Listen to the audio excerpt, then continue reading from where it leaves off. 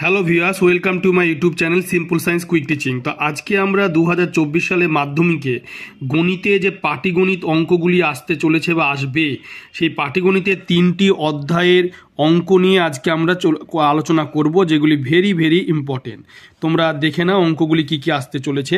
তোমরা দেখতে পাচ্ছ মাধ্যমিক অঙ্ক সাজেশন 2024 পাটিগণিত। 1 নম্বর হচ্ছে সরল সুদ কষা, কোষে দেখি 2। এই কোষে দেখি 2 এর পেজ যে 46 নম্বরে 14 নম্বর অঙ্কটি তোমাদের প্র্যাকটিস করতে হবে। পেজ 47-এ 18, 19, 20 নম্বর অঙ্কটি করতে হবে।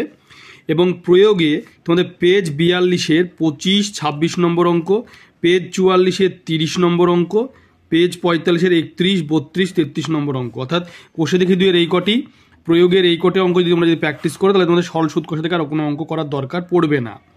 এরপরে তোমরা দেখতে পাচ্ছ চক্রবৃদ্ধি সুদ ও সমাহার বৃদ্ধি বা হ্রাস। এখানে কোষে দেখি 6.1-এ তোমাদের পেজ 113, 12, 13, 15, 17, 19, 25 নম্বর অঙ্ক। এই কটি অঙ্ক পেজ 113 কিন্তু ভালো করে 6.0 কোষে দেখে প্র্যাকটিস করতে হবে। প্রয়োগে তোমাদের করতে হবে পেজ 103-এ 6 নম্বর, পেজ 107-এর 11 নম্বর, পেজ 109-এর 15 নম্বর, পেজ 110-এর 18 নম্বর, পেজ 111-এর কিন্তু 19 নম্বর। কোষ প্রয়োগের এই কোটি অঙ্ক ভালো করে প্র্যাকটিস করবে। এবং কোষে দেখি 6.9-এ পেজ 113 এই কোটি অঙ্ক তোমরা ভালো করে প্র্যাকটিস করলে চক্রবৃদ্ধি সুদ কিন্তু তোমাদের কমপ্লিট হয়ে যাবে। এরপরে তোমরা 3 দাগে অংশীদারি কারবার, যেটি কোষে দেখি 14, এখানে পেজ 203-এর 5, 9, 10, 11 নম্বর এবং পেজ 204-এর 12, 14 নম্বর। অর্থাৎ কোষে দেখি 14 তোমাদের এই কোটি অঙ্ক ভালো করে কিন্তু প্র্যাকটিস করতে হয় 203 এবং 204-এ।